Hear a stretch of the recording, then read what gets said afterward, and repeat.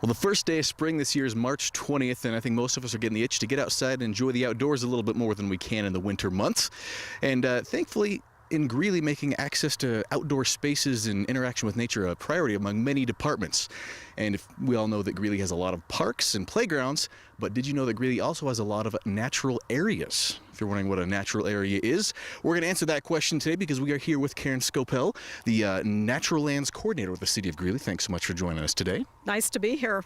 This is a gorgeous day today, but can you first just give us a definition of what is a natural area? Well, we consider a natural area the lands that have been set aside to preserve native plants and animals primarily, but they provide a lot of other benefits to the community as well. Basically, it's more than playgrounds and bluegrass, right?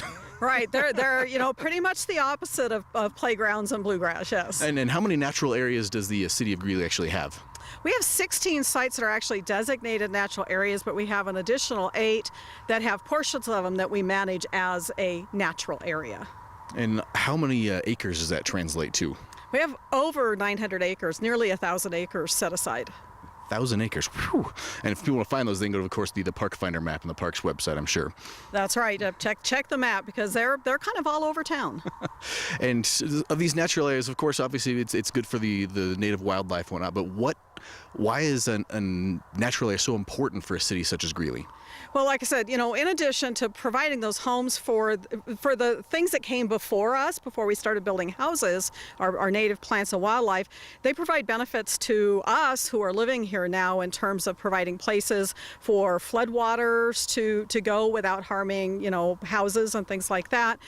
They provide opportunities for rainfall to filter into the ground and recharge the groundwater aquifer. And in some places, they actually allow the storm waters to flow down through them, filter the pollution out, and make it cleaner before it actually hits the river. So a lot of purposes for these things. Now, is there one of your particular favorite natural areas around town? I knew you were going to ask that. Each site has its own unique character that makes it special.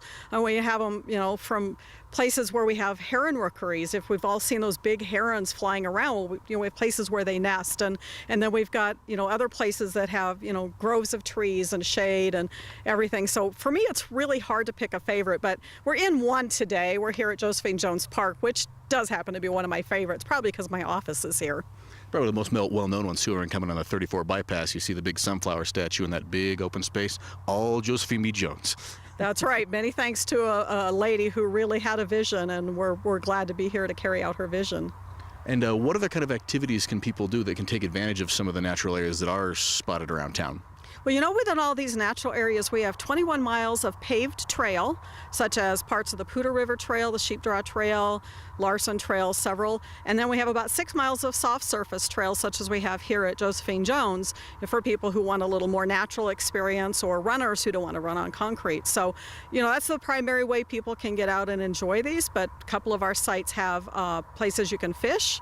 You can always be watching for wildlife and just getting away from kind of the hum of the urban environment and get out where it's a little quieter. And do any of the natural areas have any off-limits areas that people need to avoid or watch out for?